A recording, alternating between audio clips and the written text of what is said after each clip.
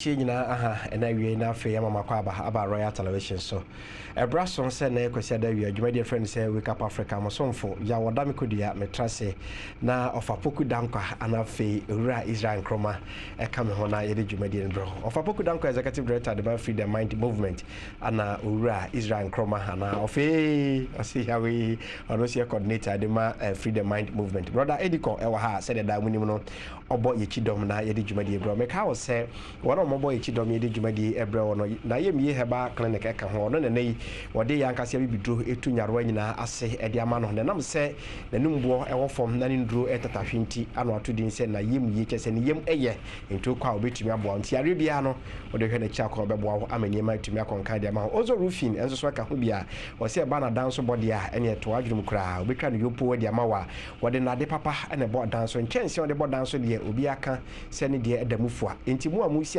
nyina no mudu lensa na mo ba be cruise no maboso na mo nka hu se dwumaku a o se din ba otrim na hwe no eye ozo roofing afi eye ebeni herbal ono ene de hepa plus ama pavilion plasmos o kabo my friend said the fearsome three no e ba ye wo se bomoden se obetimi anum bi no apomden no entumi si pi ensita emfama onom eye ebeni herbal ni ndru a your friend say pavilion plasmos ana afi eye hepa plus na yare bien ho a ebetumi atra ni paduan mu abapa mo se menka ncho se na nadum ti no yemfasika ntu ekutuku ma na ntu bag mi nkodua so nkodi edwabiem ni nyina de se obabo modea se obehwa bapamo ewo wa apono so na watumi atoni mabia wope ede free ho na meka wo se nyuma koi ene boy chidomo a yetumi ede wake up Africa dwumadi ebrewo eyekwahye da bia wi aduminu ekopim ne nominu na memenda so yesiso ede amamo ene asema de dwa no wani tua friend bo hobiem the final confrontation the great tribulation afi the heavenly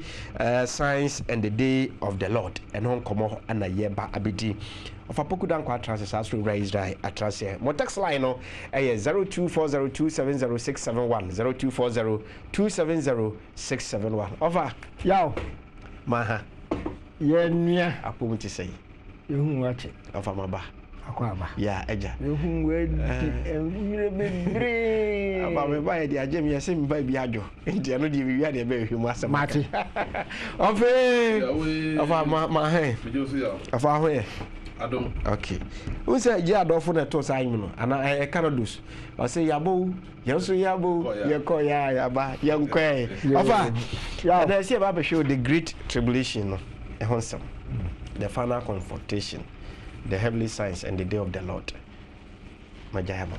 Yo ya. Yedika ya betcha arefo nyina. Na nam say yehu wache efrase ne yewie pay horse. Yes. Ena yaba heavily signs no na we na tosum yenu a ye hwewie ewiem nsakraye no okay se na esitie na ifrase no ye hwe se ewiase nsakraye a aba nsuyiri ope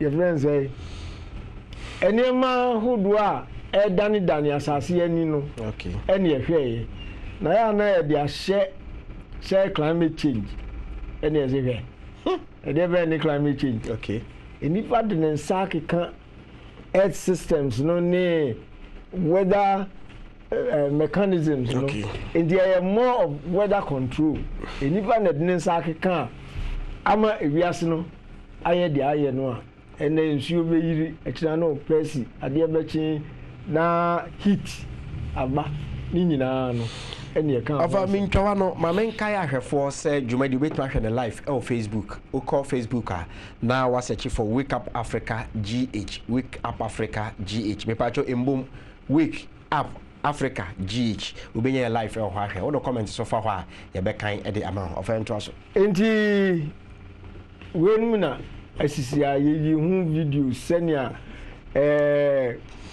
American president na Kennedy Samre no call United Nations o kan say omu propose weather control enti no wenu nyina na ma ye hu say ne esisi no nipa na air control ada ya hwe bibi nso ewiem first no na kedu anajo a ohun sroma bebre yes na wiem na busumi say tie be ka ho dia na on be so be da kra sa ta ye okra se no sa busumi ni pia ni ko dware nsi mu anajo ni nyina ayira ye hu se de esitie okay nti ka we ni nyina ho asem ene de be ka say nipa na de sa keka ne nti nye climate change ofa metwase a na je se nye obo ade na obo ni wiase no ana yesa wiem sa kiraye no dabi ana nye nipa so ya so odin bi na yetwetwa nnua bi agu ana se asensuansuo bi na sa wiem sa kiraye na ba na o ma ensamoni ebi madi ensamoni enipa bi adi na nso so no enipa nso suni ne ban bi say water body bi o ho a now the chemicals bi ko gu na ho no a eni de ebenya nsunsanso immediate environment yes okay tisa galamti ya mu ye yese nsu immediate environment ni huna mane enu nkyerɛ sɛ enu na ama ebiase akɔsɛnia yɛfɛsɛ ti ase ndi ebo the rule climate change no ɛna nsu a yɛsɛ yɛnua a yɛtwitwa bidi a yɛhyi ɛne na ama ebiase nsa ɛne de we back to differ okay enu wɔ ni nsunsanso ba no nso entisa na ya oni nyina ni say the adversary of ama a narrative okay wama the narrative of climate change ayi adwene e de asi baabi ebiza onu no onim akwantu a ode ye ne ewa asase so etu okay enti no be kan say climate change okay any global warming eni ejina yatu eni edi na chi na narrative no o started in 1968 emra wo mu create Club of Rome ba no onu ni adwuma ni say o ba be specialist no create crisis e ho a say enipa kra ya doso e say ati ni ba so no church e ho a wo betie dey say terrorist activity na ono church nti onu na 1968 o be kan say environmental crisis it say climate change oh ha na ebiase eto sa anansisem no okay oh ene sa dia ye ene e dia ne be enti 1972 ana United Nations wo ko shia wo Stockholm Sweden okay wo ko ene wo ko trans no wo say o se ne ewiase no e ko no ya hwe ya climate change no e be ha ye enti mu hwe bibi e ho that same year no and wo create United Nations Environmental Program UNEP on the buy and say when we are see ready now say the climate change no e ko so many you back around ye ti enye asem a e ko so yes nti wo mu ne ba 1980s ti ba 1980s no and we started say say kura de ya de nsa akoka chemicals ayeye any sa no e display spray ho no ya de akoka ozone layer no ama ice no kura melt in the 1980s international platform bi abeko bia na e ka ozone layer na me ka say me de Time magazine article bi to ya be kwa pictures no first picture no say controlling the weather. Yeah. Which one? Picture. Okay. What is destroying the ozone? Yeah. Okay. I know your picture, sir. Yeah, say no. My whilst I guso kasa no. What is destroying the ozone? And the other two. And oh, say dear, the air cosuni, ice ni meltio, and a dahon. Okay. Ice no melty, the ozone layer no, and now, and near my any chemicals be, and I can I be a one and a cohaku who's a enemy. Yes, you had to buy. Am I am seeing? Am I who say, eh? When we never cost you any I'm also one and the United Nations start transiano country, Debbie. I say, sorry, transit. Okay. And the Anumana almost any young Concosia, Rio de Janeiro, 1992, second picture. And also I say, Rio coming together to save the earth. Okay, here's a picture. So, Rio coming together to save the earth. Wait. Okay, I know. Anna 102 heads of state. So, radio, you carry Rio de Janeiro. And I'm two and I'm on Koshiaho. You Koshiaho, and say, oh, say, dear. I say, man, you bring now your environment in ye. I just say, ye. It is a story narrative, you know. And say, yeah, maybe no correct. When you have 1992. 1772. And I'm Koshiaho 20 years. 20 years later. And yes, yeah, young Koshia. Rio de Janeiro and 102 heads of state. Omina Kotna see or say, ye dear boo na asasi ya born home and say, dear Vano, and Yususu. And he said, Omina Kushia from ye. 1995 Anna 1 year after 1992, I've read the umbrella say, the mayor conferences na the ever you've read BB Conference of Parties to the Convention on Climate Change. Okay. And the cover COP no buy no. I ever call Glasgow. Now 26th conference. Okay. COP 26. Now the first of the COP conferences, 1995 they started. Okay. Of Berlin. Okay. Say, and you never have a platform. I'm a Dutch Indian. You ever call. Na yakubobu asasi ya na mani hunu no na say ya save no because crisis na aba climate change na aba no e jan sem ketua you see ni yeah we can say yeah from 1995 ebesi ene no COP conferences no ya 27 from 95 to 2022 yeah I say 27 you want 7 po masibre na ya we hu anke ya 27 the 27 na ye no 2010 de and omo ye say developed countries no omo say third world countries no omo hu na mani enti ye be ma omo sika ye be chiche sika bi ama omo ko omo ye 2010 and omo de no buy ebesi na 2022 yi se kapre na aba se teku na aba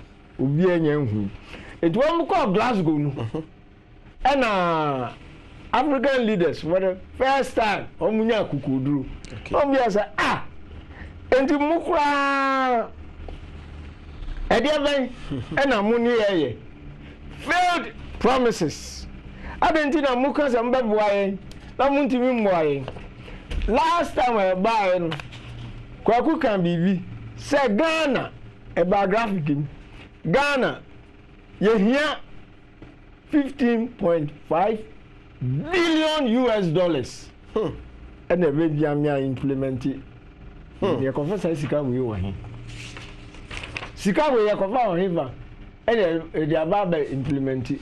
Most of my share bo some baby Sika and COP 26 wam ko shia ho no na wam ba be kan say ene yesese de mu ya di ehwamo enu na wo ba be kinkan ene ye wo de fatu nchen sika ya si ehia no pen fo bi no mo ti onyina se mpapa no mo ene no ano no ndi ya de di kan a wo be kan mama ki mark baby wo ba be kinkan graphic ni date ene we daily graphic truth and accuracy every day.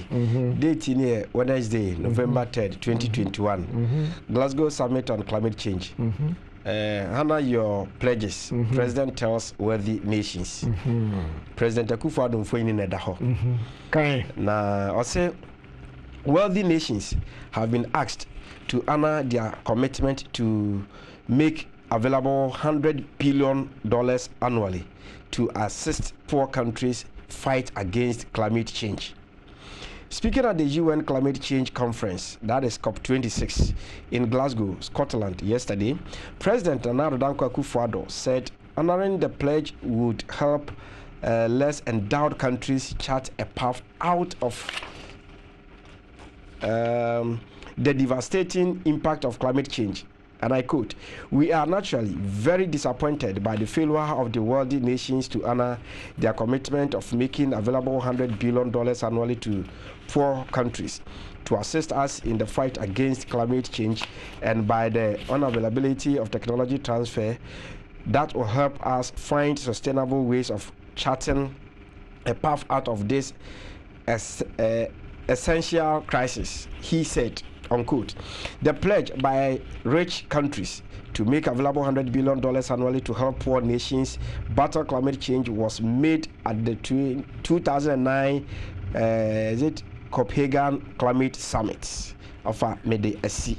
Fantastic. Inti de all kanono amay omadi ye anu ho bo mo boye se nkomemo mo America sika no eye opepepepe no oha $100 billion no omadi omu hwamo so man timi amfa se sika no amo mo na wiem nsa kire ya nkomo ne beko no o man timi amfa anko nti na o ka so momoden ya se o metumi di sa aboshe no so na esa de a boshe hunu the ways we amaso. Yes, we did. We should Daily Graphic Thursday, November 4th, into a third. Now the chain paper buy no. Was it keep your promises on climate finance? African leaders tell West. African leaders demanded at the COP26 climate conference in Glasgow, Scotland, that world countries responsible for the bulk of carbon emissions make good on an earlier pledge to provide $100 billion a year to help poorer countries cope. Africa, responsible for just 3% of global emissions, is seen as the most vulnerable region to climate change, as evidenced by crippling droughts in Madagascar this year, which the United Nations refer to as climate change famine. Developed countries pledged in 2009 to provide $100 billion by 2009. Yes. And on the pledge in Senka 2020. By 2020, but it is not currently expected to be met until 2023. In the idea almost about 2009, almost have a pimney, and possible to say next year, 2023. Now, so to okay. Now, would JD say climate change be already? No, or the bar, yeah, all can. Another was say 3% of Africa. Africa, yeah, sir, of emissions are a libium such a ban. Africa, your contribution to that is just 3%. The West. Yes, and yes, so far. Yes, so far. Although a U.S. envoy and EU official said last Tuesday that it might be possible earlier. The word, I quote, the word promised $100 billion. The word promised more money for adaptation. The world needs to keep its promises. Unquote. Democratic Republic of Congo's President Felix Tshisekedi said at a session focused on Africa's adaptation to such climate change event as more devastating droughts and cyclones occur. In Timpanifo mo see America abana na mo ne European Union panifo no e kire no ba no de mabo na e de ska no ebeba kra na abro so se de be ya ewiem nsa kire ye niema so mo de ye no matimi da bo bra na e bada be na no na DR Congo mampani ye ura Felix Tshisekedi ebro mo ko nhia mo bia no do mani esi se de be ya ewiem nsa kire ye ho nsisi ni niema mbe o matimi de mo ho afamu bia na se o matimi aye no na o chi ni mamu kire se wo hye ye epa hodo de ba ene nsu yira ebeba beba na in fact ahonte timpan from first camera ye Jessica date we a Daily Graphic Thursday November 25th 2021 missed opportunity of Glasgow Climate Summit. Okay. The outcome of the United Nations Climate Summit in Glasgow COP26 has been criticized by commentators as unambitious, with some calling it a monumental failure. Even the summit host, British Prime Minister Boris Johnson, admitted the deal was tinged with disappointment. This is hardly surprising. Historically, most climate promises have fared badly.